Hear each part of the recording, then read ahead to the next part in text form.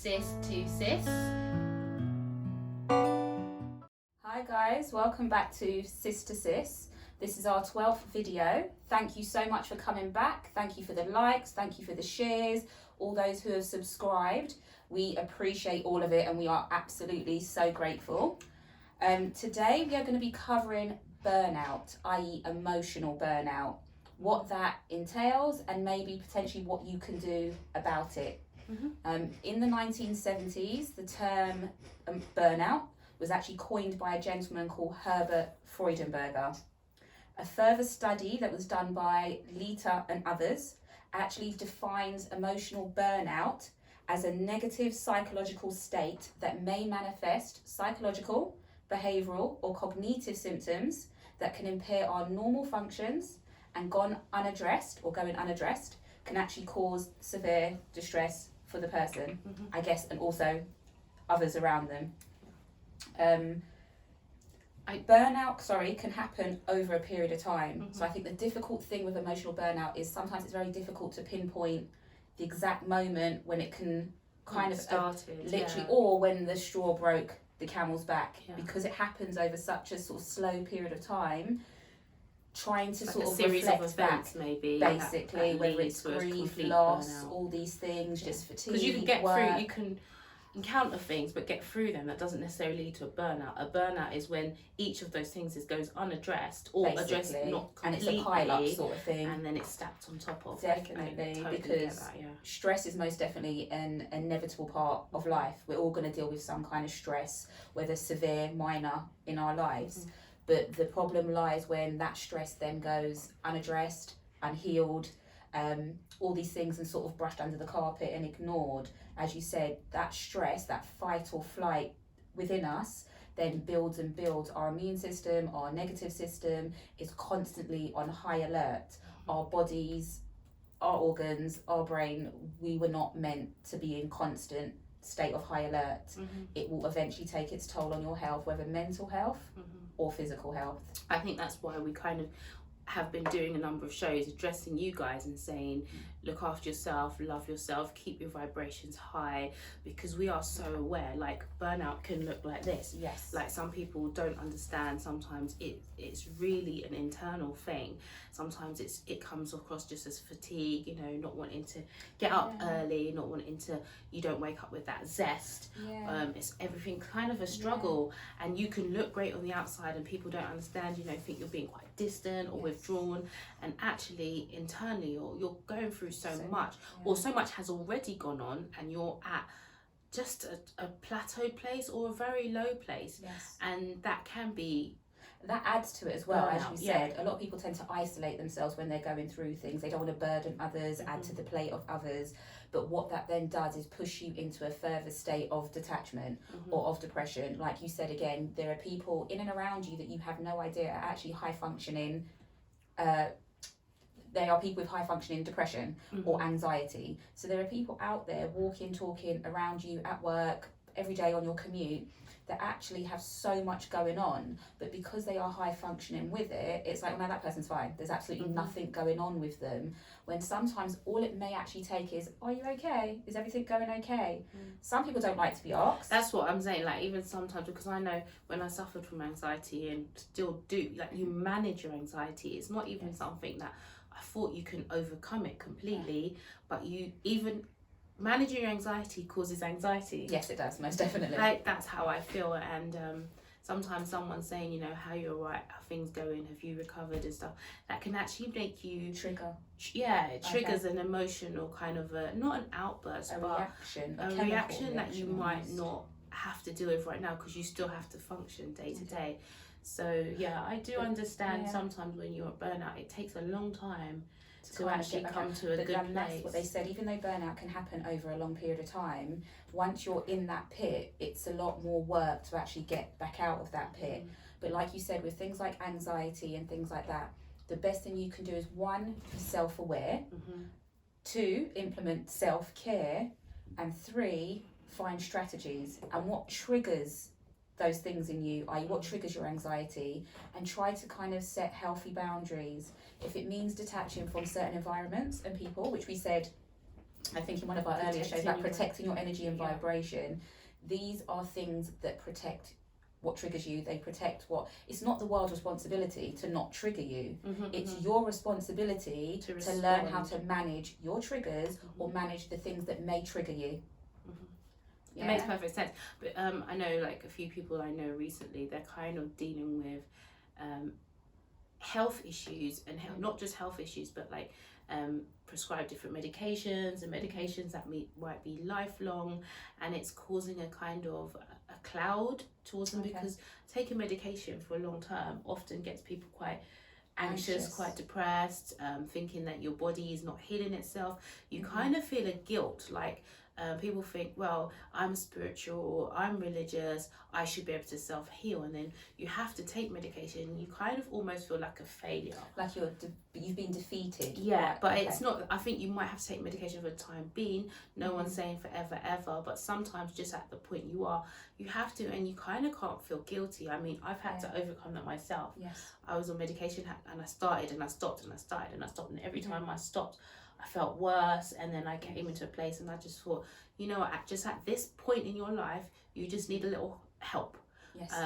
It's not going to cure you. Nothing prescribed is going to cure what it is you're going through, but until you find your strategy to work through it and you can maybe wean yourself off of it, off of prescription stuff, then fair enough. And I think a lot of burnout people start even like self-medicating with recreational stuff, you know, alcohol, drugs. So you kind of see that as a pattern. But like we also said, I think again in one of our earlier shows, that when you have a lifelong illness, a disability or any of these things going on, you will go through a grief process. You will grieve yourself, you'll grieve your old self, you'll grieve your capabilities, what your new abilities are. But like with grief and loss of a loved one, you don't sit in that place forever. You work through your grief. Yes, you have to grieve yourself, but how do you now get past that point, embrace what you can do as opposed to what you can't do? That's where you flip the switch. Stop watching what you can't do and focus on what you can do, because there'll always be things that you can do. Now, going on in a society that unfortunately is driven by achievement, success and productivity, it is very, very easy to lose yourself, your sense of self. And again, this is why self-care and self-awareness is very important. You need to be self-aware about what you're doing internally, externally, the effects that it's having on you, and how you can adapt or alter that, whether it's routines, patterns, healthcare things, what you put into your system, food or medication-wise. You need to be self-aware about what you're doing. Again, emotional burnout doesn't happen overnight. If you become self-aware of what you're doing, what you're eating, your sleeping patterns, you may be able to stop it before you get to total burnout. Or these are things that will help you get back out of the pit of burnout. Now, emotional burnout can be broken down into there are 7 signs that will actually help you identify if you are actually on that path to burnout or you are already there. The first one being chronic fatigue. Now, fatigue and tiredness are 2 different things. Tiredness, usually after rest, after relaxation, some kind of therapy, you'll actually feel better. You'll feel physically better. You'll feel refreshed. You'll get restful sleep. Fatigue is different. Fatigue is where no matter what you do, no matter what exercise, what serotonin, dopamine is kind of flowing, no matter how much naps and rest you get, you'll never feel rested. So there's a huge difference. If you can identify that you're always constantly fatigued, and no matter how much sleep you are getting, how much rest and relaxation you are doing, and you're still feeling tired, either there could be an underlying health issue, or the chances out you are emotionally burnt out, basically. Now, the second one would be you're not taking care of yourself. And I think you said this earlier. People get to a point where they stop looking after themselves, whether it's hygiene-wise, brushing your teeth, the things you eat, all of these things. So start to highlight or identify changes. If you notice your sleep pattern changing, i.e. you've got insomnia or you're sleeping too much, you can highlight what things, again, you're putting in your system. Are you now only eating junk food? Are you just grabbing food on the go? Yes, we know there are time constraints, working, children, families, commuting, all of this. But try to identify changes in your daily habit before they get out of control. You know, they say you are what you eat. If you're eating sugary foods and fatty foods all the time, you will start to feel sluggish. So definitely what you're putting in will have an effect on your emotions, but most definitely try to highlight and identify, even if you have to write a diary or a journal, see where there's been some changes, sleep pattern, eating patterns. I mean, this conversation is coming really timely because being back at work 2-3 weeks now, I felt unwell in the middle of the week, and just I took a day off, which I felt bad about, which is ridiculous, but I did. And then to kind of get over that hill and try to just give myself some energy, I started to drink Coca-Cola. Energy, a caffeine, cola drink, Coca-Cola. should I say, around 3 o'clock, and maybe a bit of chocolate, just to just be able to make the journey back home. Because we've had all this time off, we feel guilty for taking even more time off. So I've been doing that, and then I've just instead of feeling better, the symptoms I had initially in the middle of the week have gone, but now I feel terrible. You feel and I think it's obviously having that sugar and caffeine, which I don't have ordinarily, but just to kind of get through the week, I've just picked it up. And someone said to me, have banana, have lemonade or a Coke to keep you going, and for that moment it's okay, but after about 3-4 days I really can feel the effects of that, and I'm having to literally detox and cleanse, because I felt that this stuff just really doesn't agree with me. Obviously, as you know, my daughter, she did a 2-week vegetarian or vegan cleanse, just to try and feel a bit better. To reset. Internally. Sometimes you just need to reset. I think going back out to college, she needed that boost of energy. She felt like her system was a bit sluggish and a bit bogged down, and she didn't have enough sort of oomph, motivation then to kind of push through. So she did a cleanse, which I think she has a lot more energy after doing it. So it's definitely beneficial to address what you're putting in your system, most definitely. If we move on to the third one, we've got your performance is declining. If you find that your productivity in some way or your performance is declining, sometimes it could be your motivation. Again, your sleeping pattern, your eating pattern, all of these things may play a role in your productivity. If you're not feeling good, your output is going to be affected. Definitely. But these are also things like productivity in sort of fulfilling commitments. So not even wanting to go places, you sort of agree to do things, and you're going out less, and all of these things. Try to identify that inspiration and passion to do things is just really gone, basically. And if you can catch it early and do something about it, surround yourself with others that might pull you up, do some kind of healing, transmuting, meditating, prayer, crystal work, breathing work, all of these things. If you can catch it early, you can sort of turn it around, basically. Obviously, if you kind of catch it late and you need further intervention, therapists, cognitive behavioural therapy and all these things, you can still pull yourself back out of it. But again, it's about being self-aware and not shying away from the fact that you may have burnout. Don't worry about the stigmas. Don't worry about, cultural or societal things to do with mental health and all of these things. Now is the time to grasp with 2 hands you as a person, you as a whole person, mind, body and soul. Addressing the mind or addressing the body or the soul separately and not addressing the others is quite futile. You are a whole person, and the whole person needs to be addressed. You need to be aligned, you need to be in sync in order to flow. Literally. Okay, number 4 would be you're emotionally volatile. So these are people who have very short temper. Their tolerance for things seems to be very low. Because they are already at burnout, they have very little energy, they are quite reactive. So if you are finding yourself reacting a lot to things, okay, we're not just talking about your average road rage, because I think many people have road rage, shouldn't do, but many people do. But if you are flying off the handle at things in the supermarket, with your children, with colleagues, on the sort of in the street with other people, if you are short-tempered about the littlest things and extremely often, the likelihood is something else underlying is going on that needs to be addressed, some further issue. It could be a trauma issue from way back in your past, but there is something that is causing you to lack patience and understanding, basically. Because if you were in a better place or a healed place, I wouldn't say better, if you were in a healed place The likelihood is you think before you speak, you think before you react. I always say that, I know this is a totally different topic, but when my children were younger, about smacking.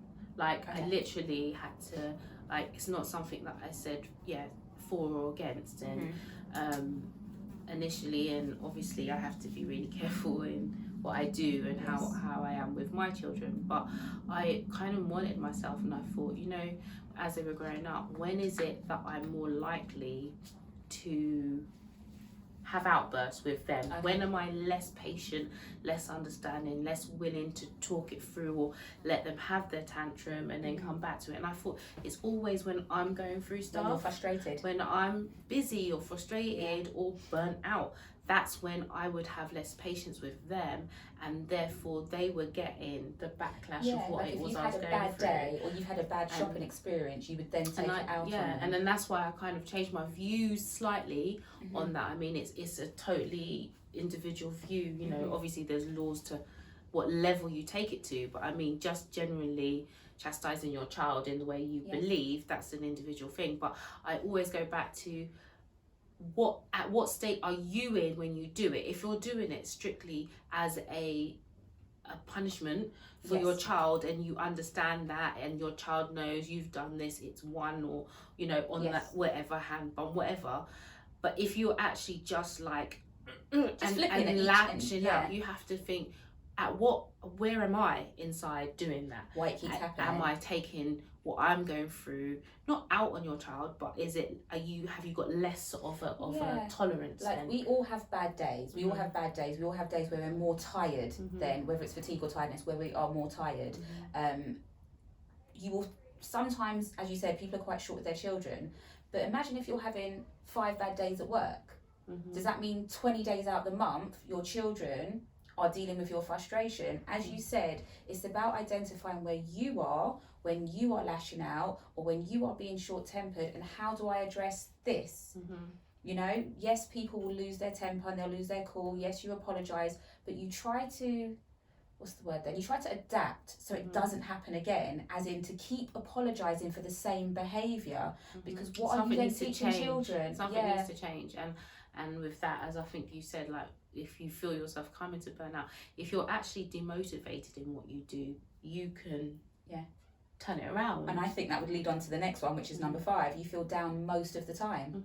So if you are finding, people have down moments, but if you find that you are down most of the time, lacking motivation, don't want to get out of bed, don't want to get ready, don't want to go to work, don't want to do the school run, don't even want to interact with your children, sort of play games and sit down, almost like you're going through so much that it's heavy, that you almost feel guilty for laughing, or you almost feel guilty for having fun, because there's so much going on. I think people, even when people go through grief, sometimes they find themselves feeling guilty for still smiling and still laughing. But again, with all forms of grief in life, you are allowed to smile, you are allowed to laugh, you're allowed to find joy, and you're allowed to be happy, no matter what is going on. As human beings, we are supposed to be vibrating on love. No matter what we're going through, that's what we work through to come back to, basically. And that means love for self. So if you can highlight that you have no motivation to be doing anything, and you are feeling down most of the time, the love for yourself is what you're lacking, and the love for self is what needs to come back. So then you have love for self and others. And I think maybe I don't want to jump the gun here, but I think that when we speak in our bio about having 2 perspectives, I think our perspective on spirituality is where we kind of differ as sisters. And I think once you kind of are grounded and deeper in whatever it is you believe, like Charlie is a very spiritual lady. She believes in how the universe works, synchronicity and things like that. I believe in the Most High, and how we've been put and created, and the words and the guidance we've been given. I'm not a Christian, but I do follow the original book.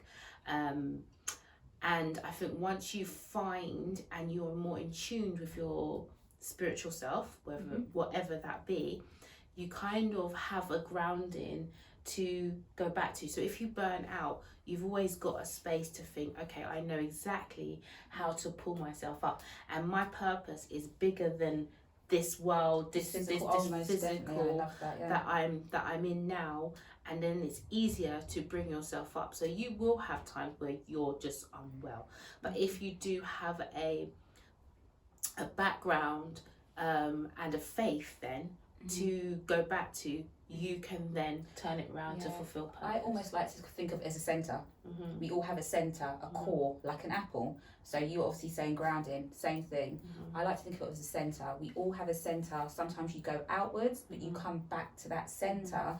And for me, grounding is what you do to get back to that centre. So up until yesterday, in the park, shoes off, feet on the grass.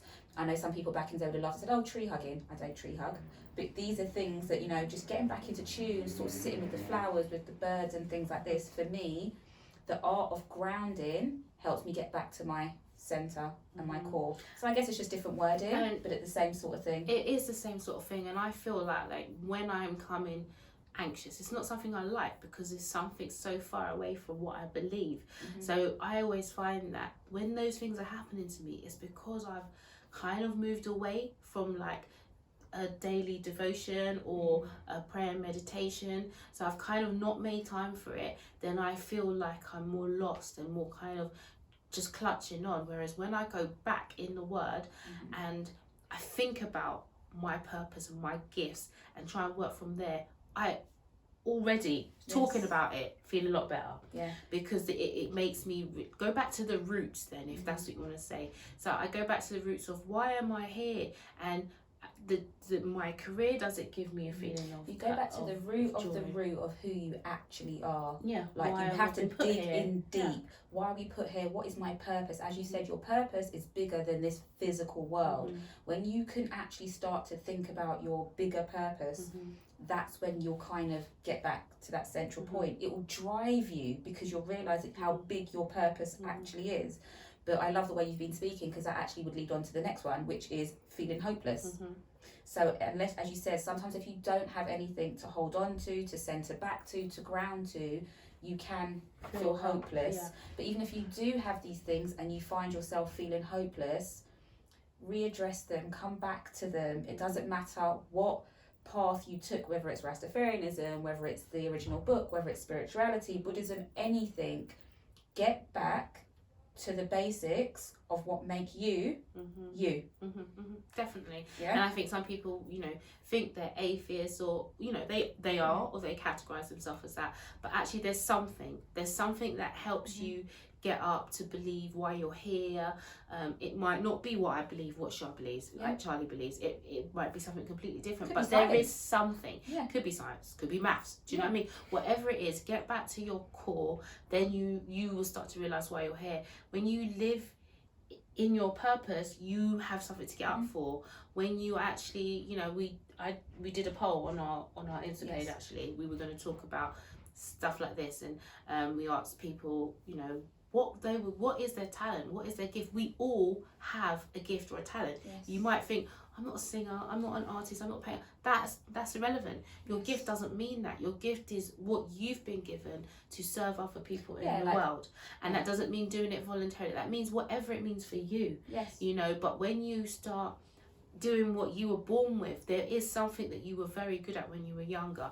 And although I feel like, okay, I was in a period of burnout maybe a couple of years ago, and I'm doing this, talking, helping, addressing young, old, women, men, families, for me, it is turning things around. But what I do in my day job isn't very far away from my purpose, may I say, as well.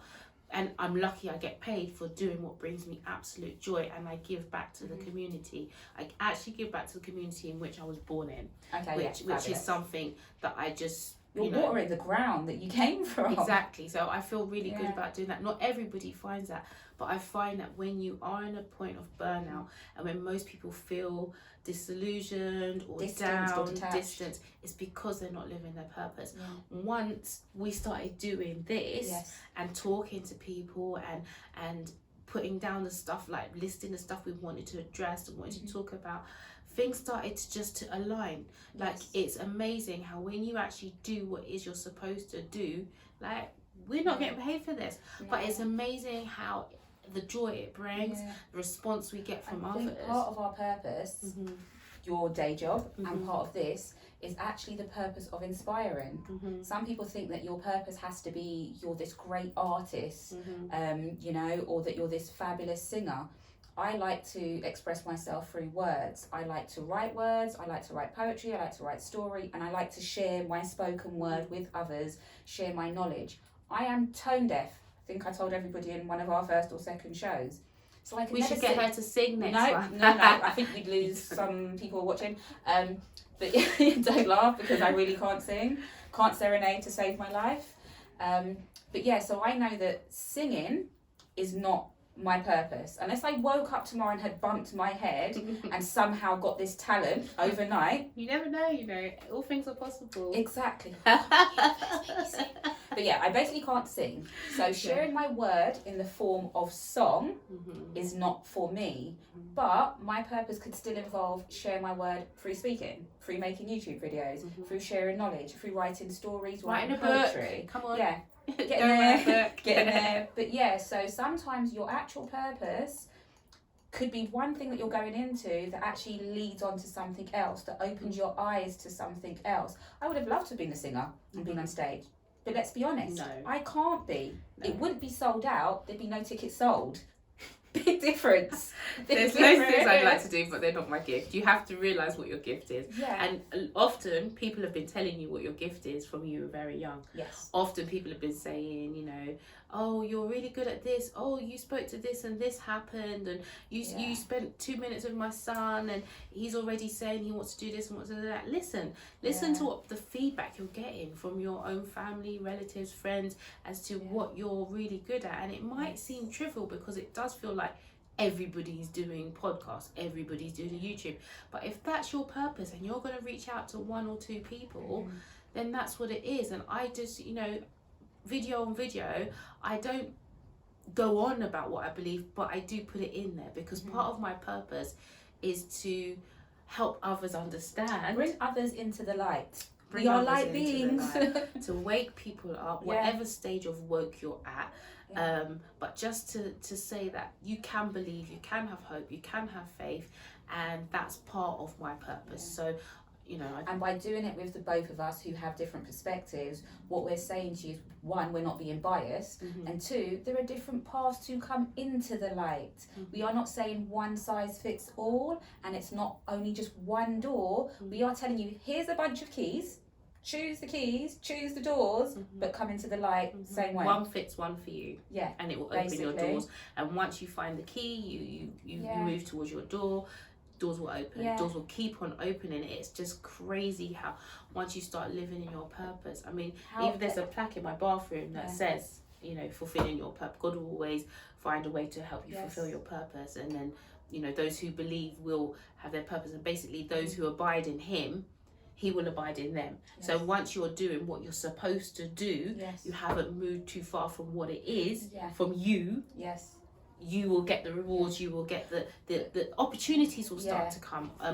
Money will start to come. Even though we don't do things from a point of financial gain, you need money to live. Like, it's let's also not get twisted. Point of connection as well, because sometimes what it is you're growing your village, you're growing the bridge to where we all need to be by coming together in our so-called soul family or soul tribe, by sharing knowledge, by coming together and growing that. Actually, that's a wealth in itself. But even the research we do for these shows, just doing the research, how it's enriched our relationship, definitely. How it's enriched our families, and so many of our female friends, our god sisters, our cousins, our aunts, you know, have said, you know, we've watched you and we needed this. It's not like there's not that available before, but just because we have done it, it's made it accessible for them, because there's hundreds of YouTubers we know, but just for our little community, then it's been a like, these are things we can talk about, these are things we can do, and I can live my purpose, and why not? And I can find what I'm really supposed to do. I'm